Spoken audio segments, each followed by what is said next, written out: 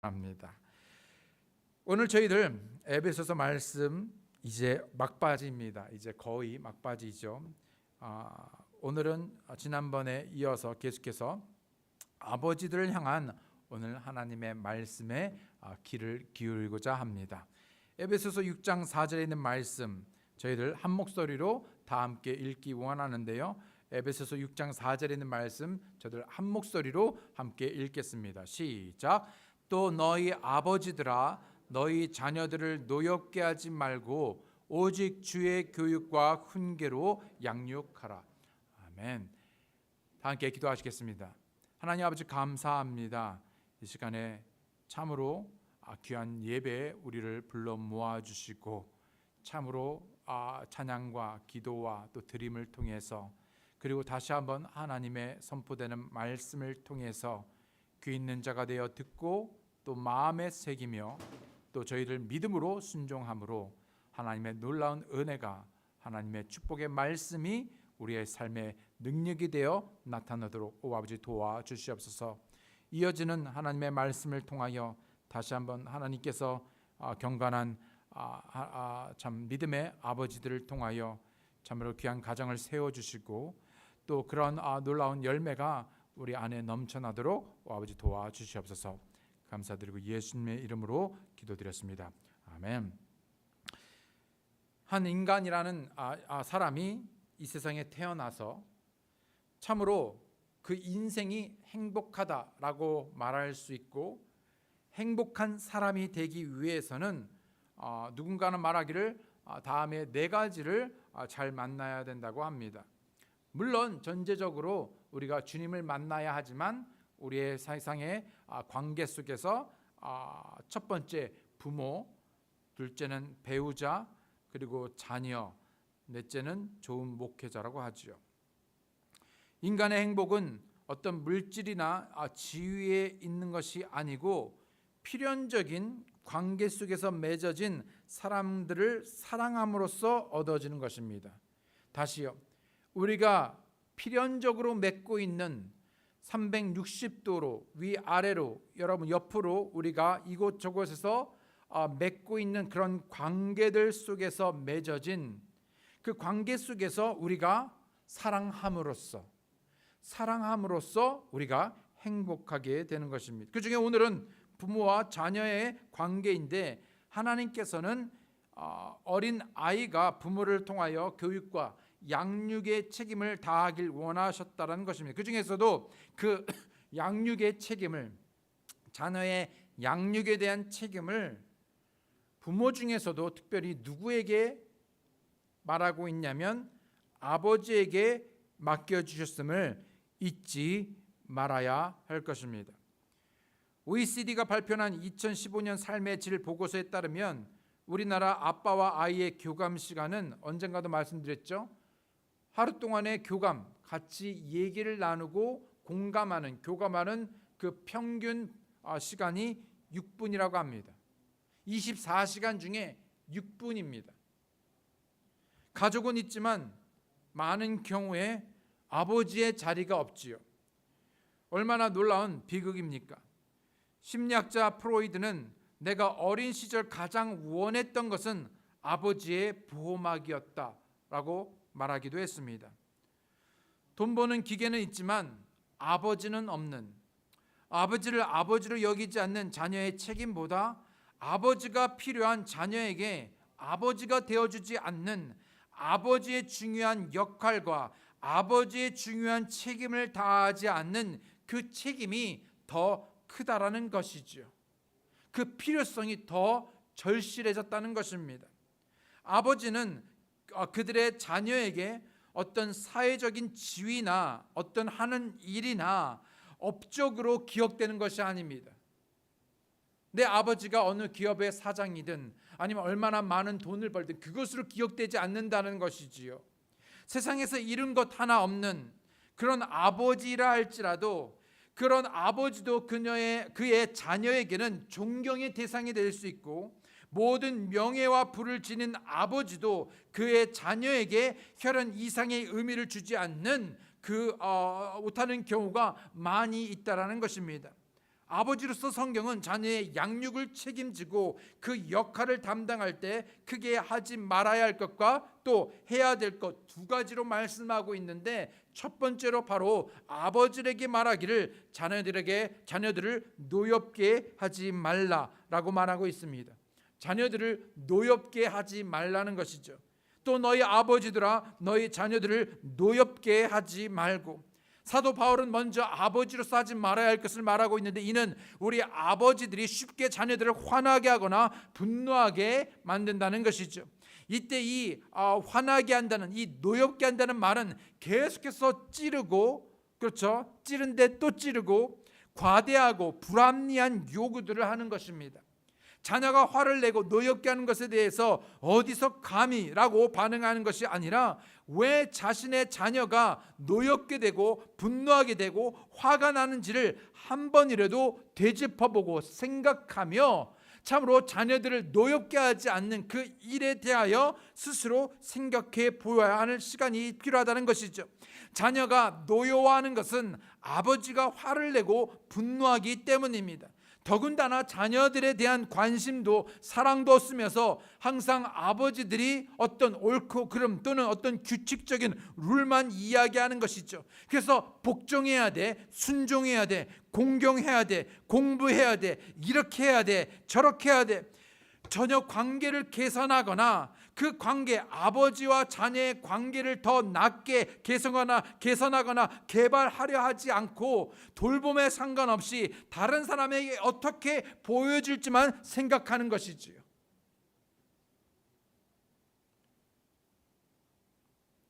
그래서 아이 그 자체의 관심과 사랑이 아니라, 예를 들면 성적이 어떤지, 뭘 얼마나 잘했는지에 집중합니다. 그리고 아이들에게 그런 어떤 자신의 기준에 이르지 못하면 비판하고 정죄하죠. 네가 내 평판을 맞췄어. 네가 우리의 가족을 망신시켰어. 여러분, 그것이 뭐가 그렇게 중요합니까? 그보다 더 중요한, 자신의 아이가, 자녀가 도대체 무슨 생각을 하고 있고, 어떤 고민을 하고 있고, 어떤 필요가 있고, 정서적으로 뿐만 아니라 영적으로 어떻게 지내고 있는지, 단순히 우리의 자녀가 교회에 오기 때문에 괜찮은 것이 아니라, 목사의 자녀이기 때문에 괜찮은 것이 아니라, 그 자녀의 그 필요, 육체적으로, 영적으로, 감정적으로 등등 그 아이의 실제적인 필요가 무엇인지, 어려움은 없는지, 무엇을 고민하는지, 아빠로서, 아버지로서 어떻게 내가 더 좋은 그의 아버지가 될 수 있는지에 대한 어떤 그런 배려가 부족하다는 것입니다. 이유 없이 화내고 또는 가르치고 훈육하는 것에는 일관성이 없습니다. 정확한 룰도 없고 어떤 성경적인 경계나 어떤 기준이나 원리도 없습니다. 성경에서는 있는데 아버지가 가르치는, 아버지가 제시하는 성경적인 원리와 기준이 없다라는 것이지요. 그런데 여러분 보십시오. 아버지가 성경적인 원리, 기준, 어떤 우선순위를 제시하려면 본인 스스로가 그런 롤 모델이 되어야 되는데, 그 삶에서 오직 룰만 말하는 것이죠. 자녀가 볼 때 더 높은 권위, 하나님의 말씀에 대해 하나님에 대한 권위에 복종하지 있지 않으면서 보고 따라갈 수 있는, 배울 수 있는, 볼 수 있는 믿음의 본을 보지 못하는데 어떻게 자녀들이 배울 수 있겠습니까? 물론 그래서 자녀들이 노여워하는 것이, 분노하는 것이 잘하는 것이고 괜찮다라고 말하는 것이 아니라, 가정에서의 머리인, 리더인 우리의 아버지들, 그리고 그런 아버지들에게 자녀의 양육에 대해 책임과 그 역할을 말씀하고 있을 때 우리가 어떻게 자녀들을 양육할 수 있을까 하는 것이죠. 어떤 이유에서든 이것은 정당하지 못하고 심지어 아이들을 납당케 만든다고 말씀하고 있습니다. 골로새서 3장 21절에 보게 되면, 아버지들아 너희의 자녀들을 노엽게 하지 말라, 그들이 낙담할까 염려하라. 하노라. 이런 어떨 때 아이들이 분노하거나 노엽게 되거나 화를 내거나 또는 상처를 입게 되거나 낙담하게 됩니까? 예를 들면 하나님께서 주신 권위를 대부분 잘못 사용할 때입니다. 잘못 사용한다는 것은 남용하거나 또는 그 책임, 그 권위를 제대로 사용하지 않거나 또는 자신도 못하는데 자녀에게 강요할 때이죠. 되게 부모들이 일반적으로 아이들에게 공부해라 공부해라 말합니다. 강요하죠. 근데 본인은 그렇게 공부를 잘 못했어요. 자신도 공부를 못했는데, 자신도 어렸을 때 맨날 놀고 사고 쳤는데 말 안 들었는데 아이들한테는 공부해라라는 기준을 대는 것이죠. 거짓말하지 말라는 것이죠. 본인은 다른 영역에서 어떤 동기로든 그런 거짓말들이 보여집니다. 그런데 아이들은 거짓말하지 말라는 것이죠. 믿음입니다. 잘 믿어야 돼. 그러나 그런 믿음의 본이 부족하다 보니 거기에서 괴리가 생기는 것이죠. 또는 자녀에 대하여 은연중에 자녀가 자신의 소유물이라고 착각하는 것입니다. 여러분, 자녀는 우리의 것이 아닙니다. 하나님께서 우리에게 맡겨주신 것이죠. 결국은 누구의 것이냐면 하나님의 것입니다. 그런데 로마 시대 이때 당시에 어떤 그런 사회적인 어떤 문화적인 어떤 그런 배경은 로마 시대의 어떤 문화 속에서는요, 자녀를 어떤 소유물로 물건처럼 취급했지요. 네. 인격적인 대상이 아니었다는 것입니다. 그래서 자기 소유물로 여기니까 자녀가 내가 원하는 바를 하기를 원합니다. 또 내 마음대로 되기를 원하는 것이죠. 그렇지 않습니다. 자녀는 내 마음대로 내가 원하는 바를 이루는 것이 아니라, 내 꿈을 이루는 대상이 아니라, 나를 만족해 하는 어떤 그런 대상이 아니라 하나님 안에서 만족해 되어지고, 또 뿐만 아니라 하나님께서 원하시는 그러한 자녀가 되도록 돕는 역할인 것이지요. 또 뿐만 아니라 어리다고 모욕과 수치감을 줄 때입니다. 아무렇지도 않게 우리는 우리 어떤 한국 문화 속에서 아이고 너 커서 뭐가 될래? 이 머저리 밥통 예. 그런 말 들어보신 적 있으면 어렸을 때 예. 어른들 많이들 그런 말 하잖아요.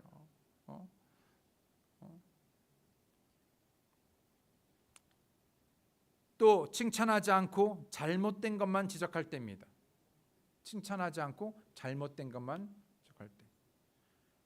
그렇게 공부를 해서 열심히 해가지고요, 비를 맞았어요. 아직 멀었어. 비는 그냥 수두룩하고 누구나 다 하고. 그래서 더 열심히 해가지고 A를 받았습니다. 자기는 평생에 B도 못 받았는데 A를 받았는데, 옆집 애는 A 플러스 받더라. 잘못된 것만 지적합니다. 못하는 것만 보이는 거죠. 또 어떨 때 아이들이 낙담하게 됩니까? 어떤 대안을 제시하지 않고 하지 말라고만 할 때입니다.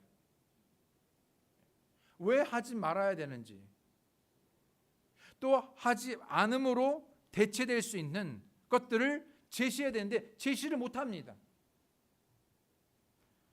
자신을 다른 사람과 비교할 때,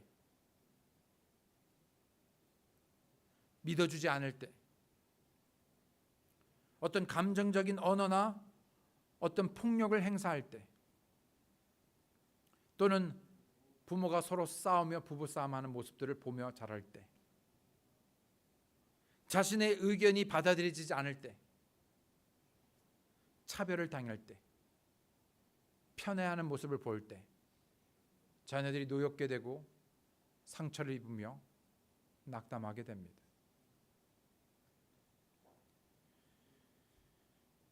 야곱의 10 아들들이 차별과 편애로 노여해왔죠. 야곱이 누구만 사랑했습니까? 더 사랑했습니까? 요셉이요.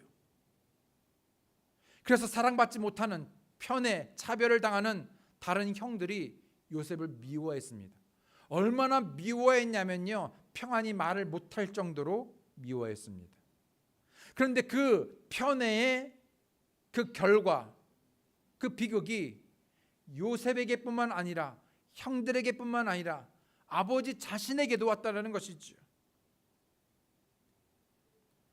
한 번은 자신의 딸 야곱의 자신의 딸 디나가 세겜 땅의 히위 족속의 하몰의 아들 세겜에서 강간을 당했습니다.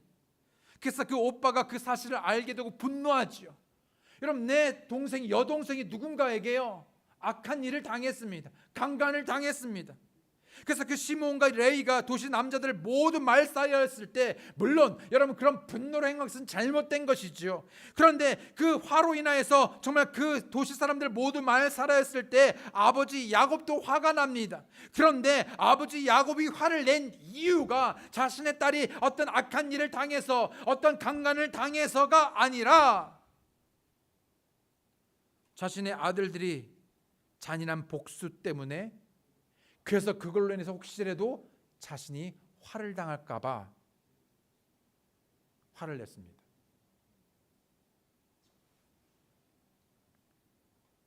가장 염려한 것은 자신의 딸, 자신의 아들이 아니라 그 땅에, 자신들이 머물고 있는 그 땅에 있는 다른 사람들의 관계 때문에 더 화가 났습니다.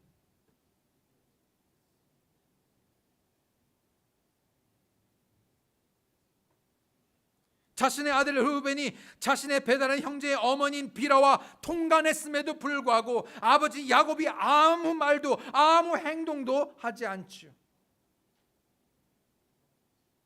야곱뿐만 아니라 믿음의 사람이었던 야곱뿐만 아니라 다윗도 마찬가지였습니다. 여러분, 다윗은 누구입니까? 하나님의 말, 하나님의 마음에 합한 사람이었죠. 그런데 그 역시도 어떤 자녀의 양육에 대해서는 성공하지 못했었습니다. 자신의 아들 중에 암논이 그 자신의 딸인 이복 노예인 다말을 강간합니다. 근친간해요. 근데 그 아버지가 그 사실을 알고도 아무 행동을 취하지 않습니다. 이에 이 다말의 오빠인 압살롬이 2년 동안 이를 갈고 피해 복수를 합니다. 근데도 아무 행동을 취하지 않습니다.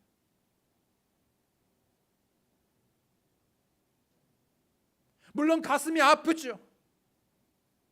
그것이 잘못됐다는 것을 압니다.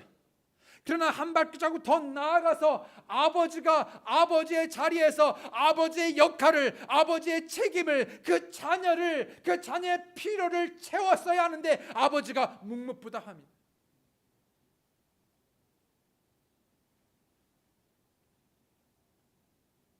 성경은 아버지들에게, 물론 많은 경우에 아버지들이 바쁨으로 모든 가정의 일들을 포함하여 자녀들을 아내의 일이라고 여깁니다. 어머니의 일이라고 합니다. 그렇지 않습니다.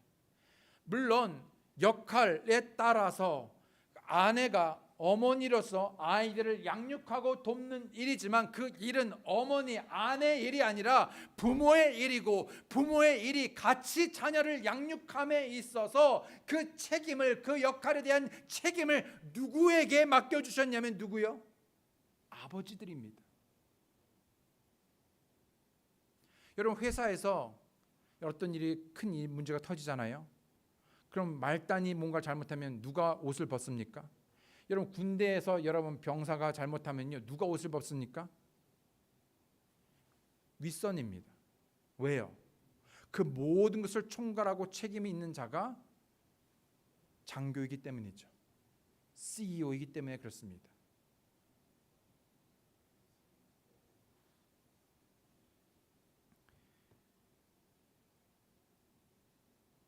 두 번째로 하지 말아야 되는 것뿐만 아니라 성경은 아버지들에게 말하기를 자녀들을 양육하라고 말합니다.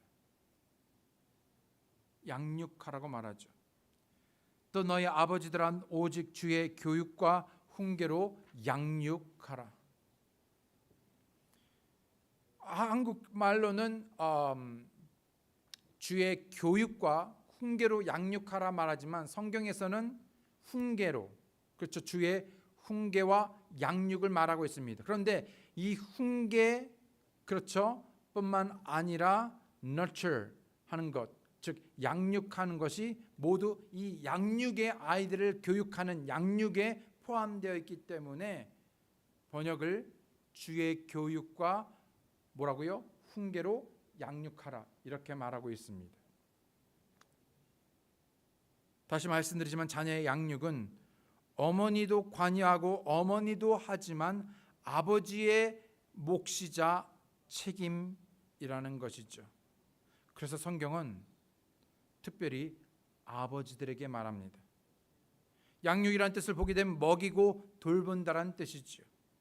이것은 어떤 육체적인 필요뿐만 아니라 어떤 영적인 필요도 포함하고 있습니다. 이미 우리 아버지들은 희생적으로 몸을 아끼지 않고 불철주야 열심히 정말 그야말로 정말 뼈 빠지게 정말 열심히 가족을 위하여 자녀를 위하여 양육을 위해서 일하지요.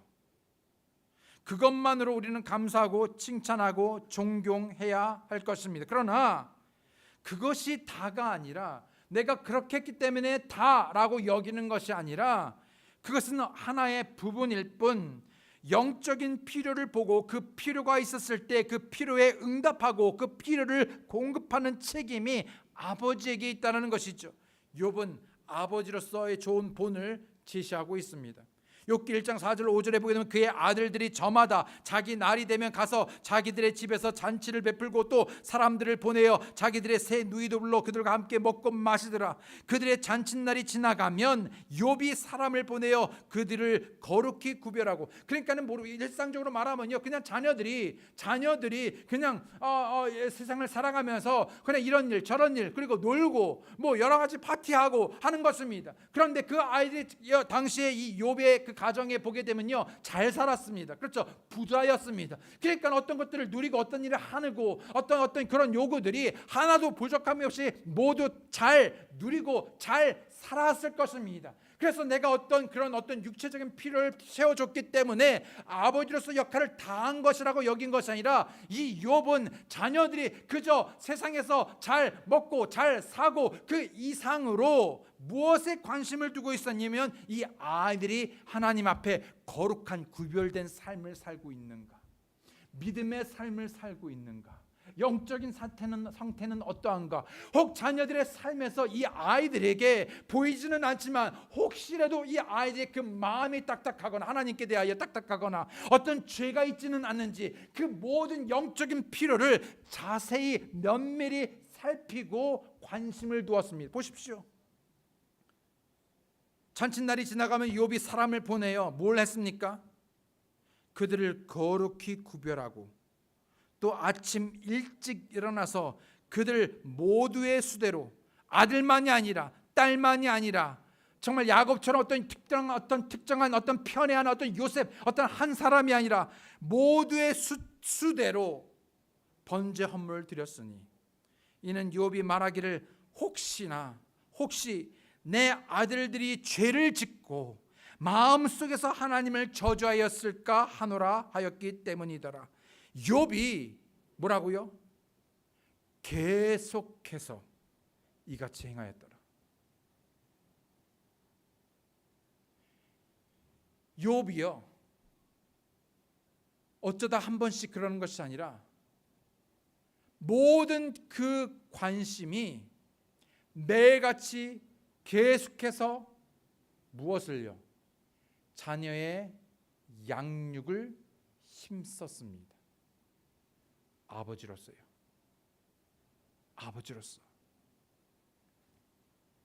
어떻게 양육할 수 있습니까? 첫 번째, 주의 교육으로입니다. 사실 교육은 지식적인 전달이 아닌 삶의 본보기로 가르쳐주고 훈련되어져야 하지요. 자녀들을 어떤 좋은 학원, 좋은 학교에 보낸다고 능사가 아니죠. 또는 여러분 아이들을 교회에 보내고 또 더 나아가서 어떤 크리스천 학교에 보낸다라고 능사가 아니죠. 자녀의 목표가 어떤 명문 대학 또는 좋은 직장 또는 세상의 어떤 유명함, 성공이 아니라 자녀의 그 자녀가 성장함에 따라 그 자녀의 목적은 바로 예수 그리스도가 되어야 하는 것입니다.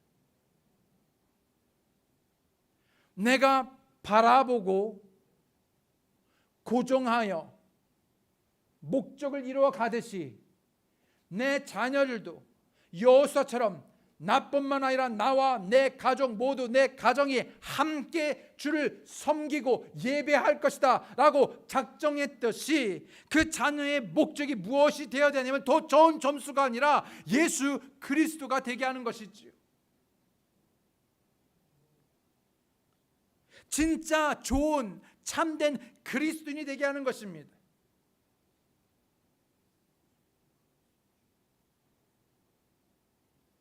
저뿐만 아니라 저희 자녀들도 목사가 되기로 헌신했지만 그래서 아빠보다 더 훌륭한 정말 엄청난 위대한 어떤 목회를 이루고 큰 성공적인 목회, 그게 목적이 아니라 좋은 그리스도인이 되는 것, 좋은 그리스도인이 되는 것.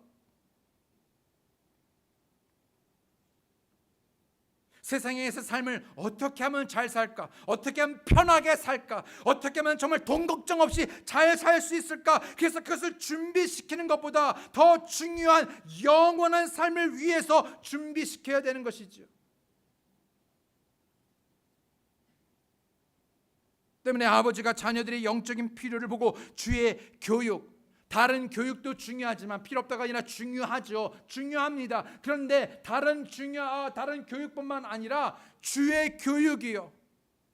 여러분 모세가 여러분 파라오의 그 딸, 그렇죠, 공주 밑에서 그 궁정에서 여러분 모든 교육을, 세상의 교육을 받았습니다. 여러분 기회였죠. 그런데 여러분 그래서 그가 정말 다음 세대의 강력한 지도자, 세상의 일대 지도자가 되는 것이 꿈이 아니었습니다. 그래서 이 다음 세대의 왕에 대해서 우리 나라를 건져줘, 우리를 편하게 해줘, 우리가 만대가 정말 다른 걱정 없이 살기를 원해 라고, 그래서 그것이 목적이 아니었죠. 물론 공부했습니다. 준비되어지고 갖추어졌지만 그것이 다가 아니라 주의 교육이요. 그래서 유모로서 그 어머니는 어렸을 적부터 모세에게 어떤 교육을 했는가? 바로 하나님을 아는,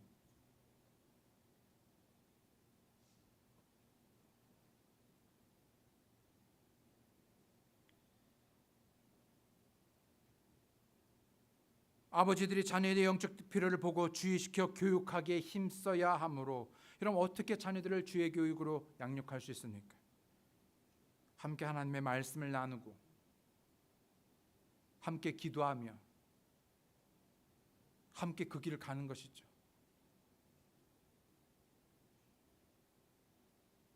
함께 주님과 동행하는 것입니다. 함께 주를 섬기는 것입니다. 함께 주를 닮아가는 것입니다. 주의 교육으로뿐만 아니라 마지막으로 주의 훈계로입니다. 자녀들을 사랑하기 때문에 모든 것을 해달라는 대로 다 들어주고 아이들이 무슨 일을 해도 방관하고 괜찮다가 아니죠. 오늘날의 자녀 교육을 보면 마치 우상 숭배하는 것처럼 자녀들을 떠받들고 모든 삶의 중심이 자녀 위주입니다. 조금이라도 자녀가 기분이 상할까 봐 전전긍긍하고 벌벌 떠는 경우가 얼마나 많은지요.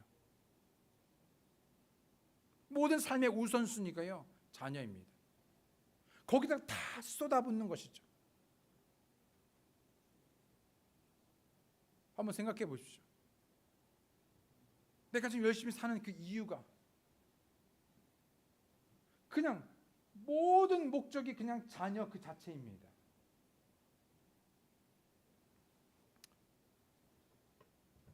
여러분 진정한 사랑은 불의를 기뻐하지 않죠. 진정한 사랑은 불의를 기뻐하지 않습니다. 무슨 말입니까? 고린도전서 13장 6절에 보면 불법을 기뻐하지 아니하고 진리를 기뻐하며. 여러분 진정한 true love는 여러분 진리 가운데에서, 그것이 진실되고 진리 안에서 이루어지는 것이 진리 밖에서 진짜 사랑을 할 수가 없는 것입니다. 때문에 내가 사랑하더라도 진리에서 벗어날 때는 그것을 가르쳐야 하는 것입니다. 훈계해야 되는 것이죠. 훈계라는 이 한자를 보게 되면 가르칠 훈에 경계할 계, 즉 바른 길을 가르치고 가지 말아야 할 길을 엄중히 경고하는 것입니다. 그 기준을 우리에게 제시하였죠. 바로 하나님의 말씀, 성경입니다. 그 말씀을 통하여 그 아이들이 마땅히 가야 할 길을 가게 하고 마땅히 해야 할 것을 하게 하며 하지 말아야 할 것들을 가르치고, 그래서 그것들을 가르치고 경계를 삼는 것이지요. 하나님의 마음에 합한 사람으로 하나님의 마음을 쫓고 참으로 모든 믿는 자들에게 본이 되는 삶을 살았던 다윗 같은 사람도 자식의 문제에 대하여 고통을 겪었습니다. 많은 왕비와 후궁들을 통해 아이들이 많았는데 그 중에 2명이나 아버지인 다윗에게 반역을 일으켰습니다. 그 중에 반역한 한 사람이 누구입니까? 아도니아. 그런데 어떻게 이런 일이 일어났습니까? 열왕기상 1장 6절에 보게 되면 그의 아버지가 누굽니까? 아도니아의 아버지니까 누굽니까? 다윗이 그의 아버지가 내가 어찌하여 그리하였느냐 하는 말로 한 번도 그를 섭섭하게 하지 아니하였더라. 그러니까 한 번도 아도니아에게요 싫은 소리를 하지 않은 거예요. 이미 아까 우리가 말한 대로 다윗이요 참 좋은 사람이었지만 싫은 소리를 하지 못합니다.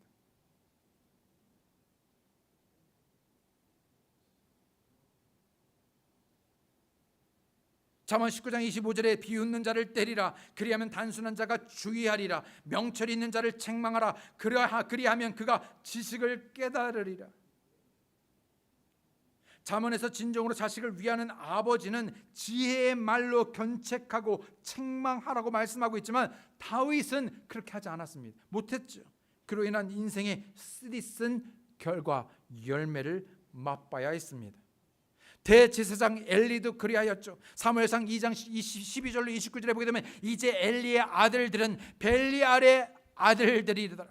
그들이 주를 알지 못하였더라. 여러분 대제사장, 여러분 제사장 중에서도 가장 높은, 가장 본이 되는, 가장 롤이 되는, 가장 민족의 영적인 부분을 책임져야 하는 바로 그 대제사장 엘리가 그 가정에서 아들들이 주를 알지 못했습니다.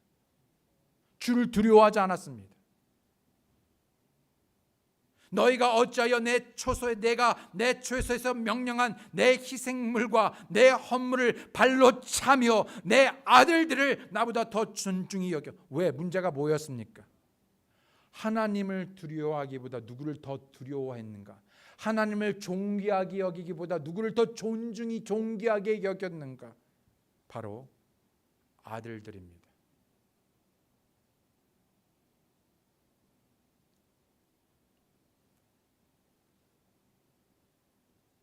사무엘상 3장 13절에 그가 알고 있는 불법으로 인하여 내가 그의 집을 영원토록 심판하리라고 그에게 말하였으니 이는 그의 아들들이 스스로를 더럽혔으나 그가 그들을 뭐라고요? 억제하지 않았습니다.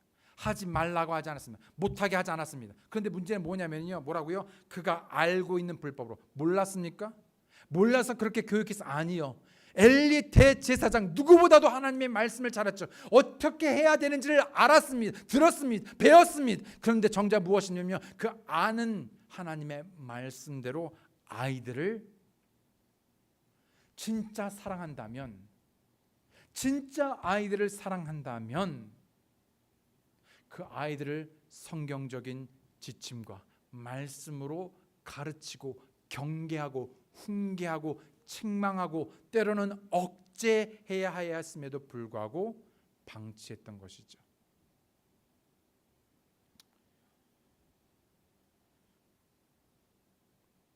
옛날에는 학교나 집에서 지나친 체벌이 문제였는데요, 오늘날은 거꾸로 아이들을 너무 제멋대로 키워서 큰 어려움을 겪고 있습니다. 기준이 없어요. 하지 말라는 말을 요새는 못 듣습니다. 아이들이요. 권위에 들어가기를요 못합니다. 왜요?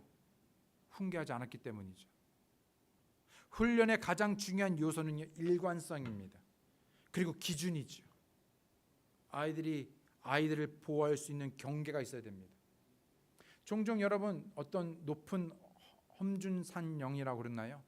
이런 그 엄청난 낭떠러리 같은 산을 이렇게 갈 때 없는 경우도 있지만 아주 급경사인 경우에는요, 그 산 그 도로에 뭐가 있습니까, 여러분?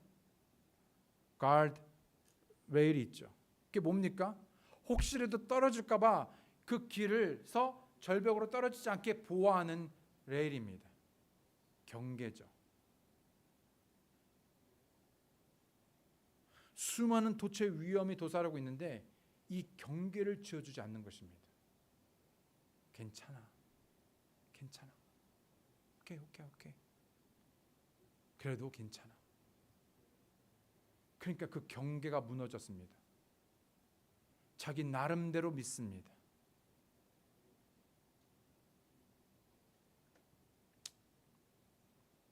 아이가 마땅히 가야 할 길로 아이를 훈련시키라. 그리하면 그가 늙어서도 그 길을 떠나지 아니하리라. 이 말씀을 지키기 위해 무엇이 요구되어집니까? 여기서 훈련시키라는 말은 자신을 헌신케 하라는 것입니다. 다시요. 아이들을 훈련하라는 말은 무슨 말이냐면요, 헌신케 하라는 것입니다. 아이들이 가야 할 길로 인도하는 것은 그저 한 번의 말의 가르침, 잔소리로 되는 것이 아니라 그 일에 헌신케 하도록 매일같이 훈련하는 것이죠.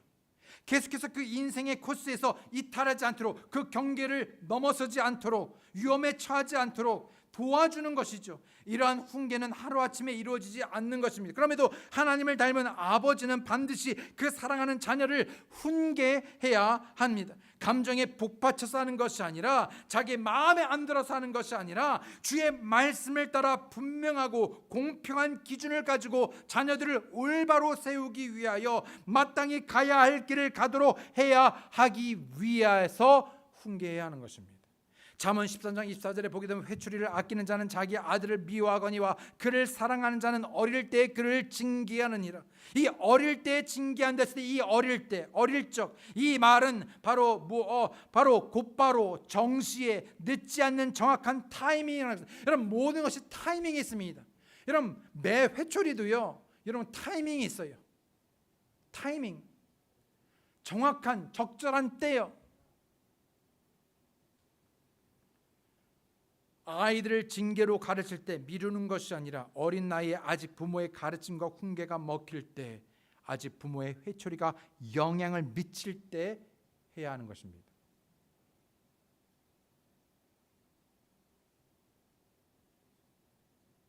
세 아이들이 있지만요, 세 아이들이 매가 멈춘, 회초리가 멈춘 시기가 다 다릅니다.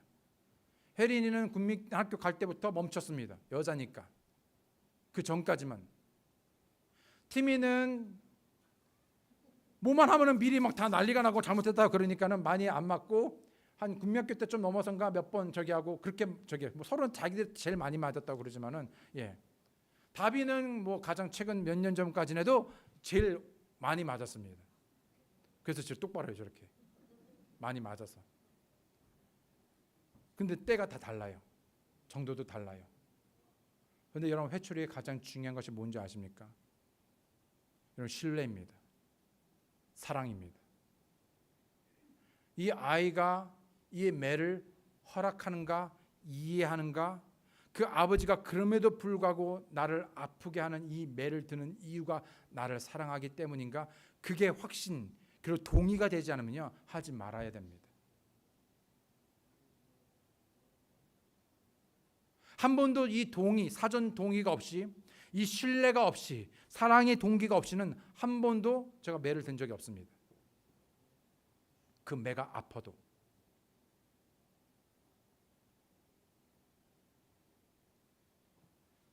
잠언 19장 18절에 소망이 있을 동안에 내 아들을 징계하되 그가 운다고 내 혼이 아끼지 말지니라. 정해진 매는 맞아야 돼요. 티미 같은 경우 막 난리가 막 뭐지, 뭐 큰일 나요 막. 근데 어렸을 적에, 지금 그런 게 아니라. 그럼 마음이 약해서 그래 그냥 얘가 막 그런 게 아닙니다. 그래도 맞아야 될 건 맞아야 돼요.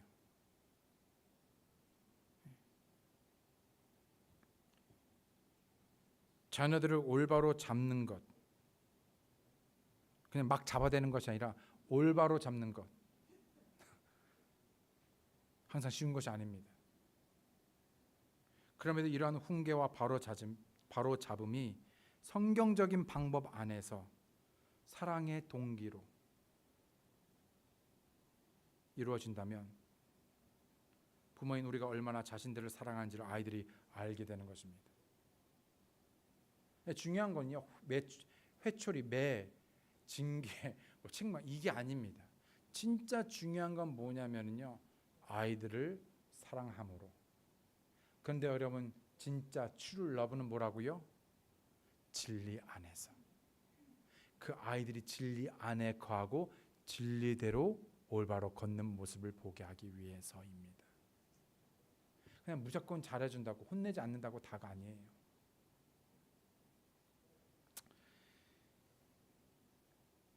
내 아들을 바로잡으라. 그리하면 그가 내게 안식을 주고 참으로 내 혼에 기쁨을 주리라. 히브리서 12장 11절에는 이제 어떤 징계도 그 당시에는 기쁘게 보이지 아니하고 슬프게 보이나 그럼에도 불구하고 나중에는 그것으로 말미암아 단련된 자들에게 의의 화평과 열매를 맺느니라. 이것 때문입니다. 모든 징계 회초리 매는 반드시 사랑이 동기가 되어야 합니다. 다시 말씀드립니다. 징계는 무너뜨리기 위함이 아니라 체스니, 여러분, 무너뜨리기 위해서 내가 너 잘못했으니까 내가 너 한번 본때를 보여줘. 그래서 여러분 그 아이를 진짜 무슨 박살내고 무슨 징계를 내리고 심판하기 위해서 하는 것이 아니라 그 아이를 다시 올바로 세우기 위함입니다. 회복하기 위해서입니다. 때문에 어떤 경우도 감정대로 분을 내어 폭력을 휘둘러서는 안 되죠. 더군다나 매에서 손찌검은 절대로 안 되는 것입니다. 늘 말씀드리지만 어떤 경우에도요, 이 손찌검, 발, 신체를 사용해서 체벌하는 것은요 절대로 있어서는 안 되는 것입니다. 다른 매개체를 이용해야 돼요.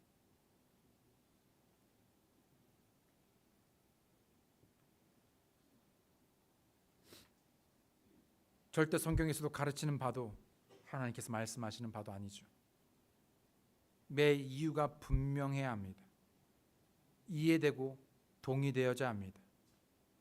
동기는 사랑입니다. 훈계의 목적은 성적표 A가 아니라, A+가 아니라 자녀가 마땅히 가야 할 주님의 길, 말씀을 따라 살도록 돕는 것입니다.